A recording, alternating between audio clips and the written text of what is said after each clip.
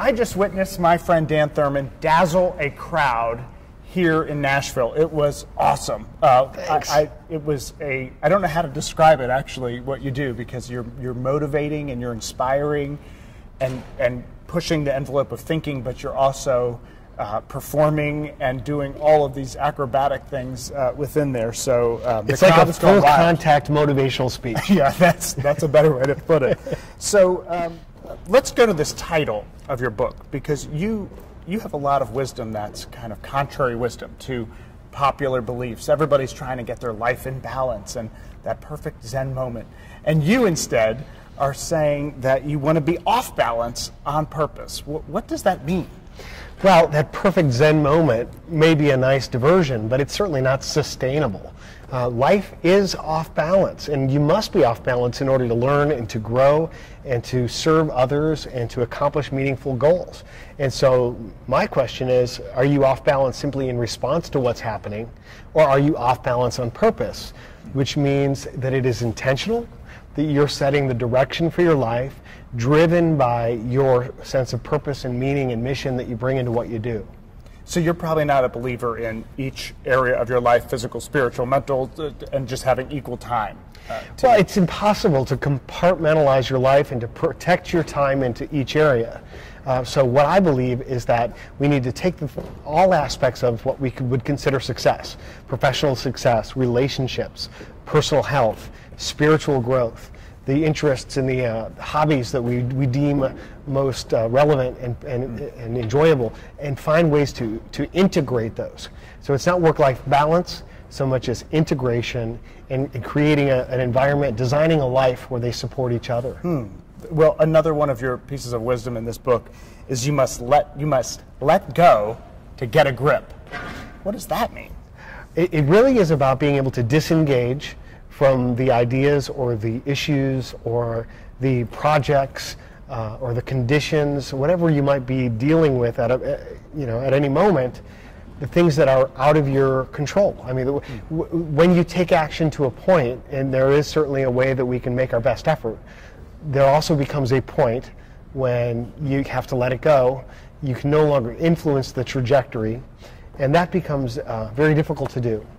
It all comes back to the serenity prayer, give me the serenity to accept the things that I cannot change, the courage to change the things I can, and hey, the wisdom to know the difference. Really good. Well, you've just given this motivational speech, and there's this one chapter title, and it says, "You won't reach your full potential." And I'm like, well, that's not what does that mean?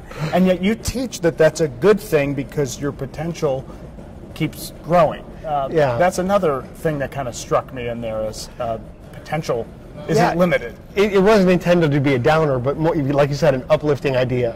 In that, I always had teachers say, well, "You're not reaching your full potential," and it just always throughout my life resonated as something that would be false, because our full potential, who knows what our full potential is? And I believe you have an infinite capacity and an infinite potential to grow, to learn, to love. It's not like we ever learn a certain amount of information and our heads just explode or can no longer process that information. We can always continue learning. In fact, that increases our capacity to learn more. All right, another piece of advice that you give is to make yourself uncomfortable. Most people are seeking comfort. I mean, we fill our living rooms up. I know, I want the perfect couch and everything to be just right. And you teach people to seek discomfort as part of the success path.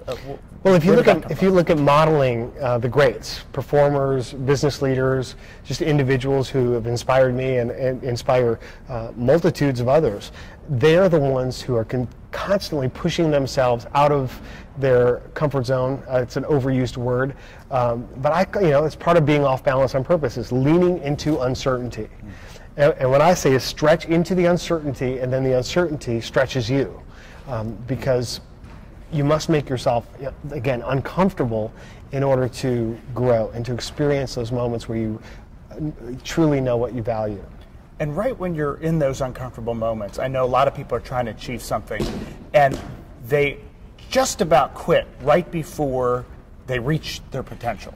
And you talk about that. You say, keep going. Most people do that. How do you inspire people who think that it's time to give up to just not give up and to keep going? Yeah, exactly. Yeah, there's a 5-step process, which is own your reality, seek your purpose, lean forward, leverage your resources, and follow through. And that is where most people give up. They're 90% there, and then they realize, well, they, not as close as they thought they'd be, or it would take more effort, and they give up. And another thing you probably will reference is that I use juggling as a great analogy in my work for how do you integrate aspects together, and it's a great metaphor. But the thing that separates people who can juggle from the people who can't juggle are that the people who can juggle just picked up the drops a lot more times. Literally, you just continue and persevere, and at some point you reach that breakthrough moment. But the thing is, you just never know when that's going to happen. Well, I've got to ask this last question about juggling, because you're juggling with knives and all sorts of items up here. What's the most dangerous thing? All these drops that you're doing. You say you got to keep dropping and keep going. You have to be in fear at some point in your own comfort zone. How do you keep doing it? It's crazy. It's crazy. Well, it's not as crazy as it looks, because I'm obviously managing the risks. I've never put an audience or myself in danger in front of them. It didn't feel like that. Yeah, but you want to create that environment. I believe that in order to really make a meaningful impression with an audience and a speech, it's not just giving them the information, but you want to play on their emotions. And so we want them to experience laughter and fear, maybe sometimes, and emotional moments where they're connected to things they're remembering about their lives. But I will tell you, probably the most dangerous thing I ever did was to juggle fire in a steel cage with 2 motorcycles riding around my body in a steel globe. It's pretty amazing. Unbelievable. Well, if you want to see a great motivational speaker and read a terrific book, highly recommended, Off Balance on Purpose. There's so many thoughts in here. We could go on and talk about it, because you do teach people to live off balance on purpose. You live that way, and it is key to success to embrace uncertainty. So I love that subtitle too, Embrace Uncertainty and Create a Life You Love. So thank you for sharing your thoughts with us. Thank you, my friend. Awesome. Good to see you.